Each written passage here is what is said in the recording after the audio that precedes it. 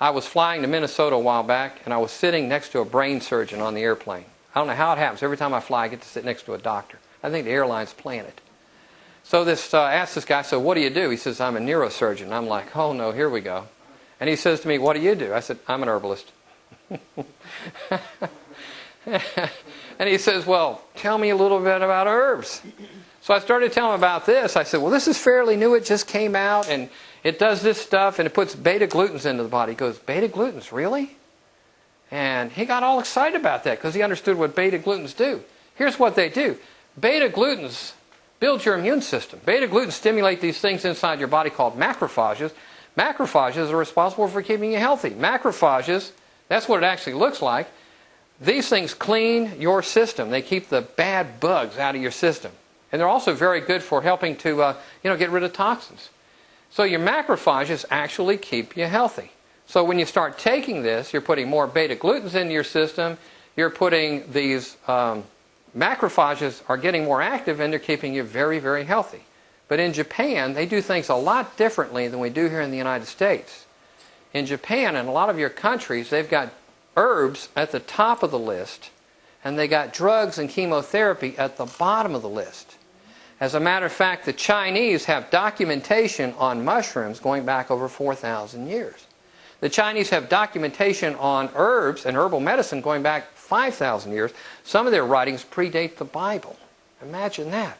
So all these years they've been studying herbs. Now in China, they actually have an agricultural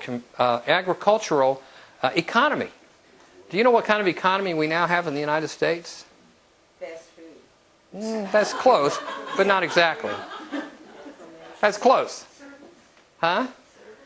We are trending towards a pharmaceutical economy. It used to be you see a gas station on every corner. What do you see on every corner now? Drugstores. We have become a pharmaceutical economy. Okay? So we here in the United States have kind of gotten into a fix. But where I'm headed with this is this, that in Japan, they actually use this type of mushroom in their hospice units, and they give it to their cancer patients. And in China, they always do herbs first. If you go to see a Chinese doctor in China, the Chinese doctor doesn't get paid unless you get healthy. Isn't that kind of shocking? They don't get paid if you stay sick. But the Chinese doctors only get paid if you're healthy. Now imagine what would happen in the United States if our doctors were operating on that premise. Just think about it. So this is an extremely important, I laid it down somewhere, this is an extremely important product, this H1X1. There's nothing else like it on the market. It's 3,000 times more potent than the mushrooms that are talked about in this magazine. 3,000 times more potent than anything that's in here. That is very, very important.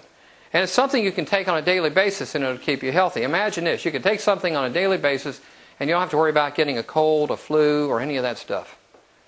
I mean, it's just powerful stuff. My wife is a nurse. She works with sick people all the time. And one night she came home, she had a little bit of a sniffle. She took 10 drops of the NCD.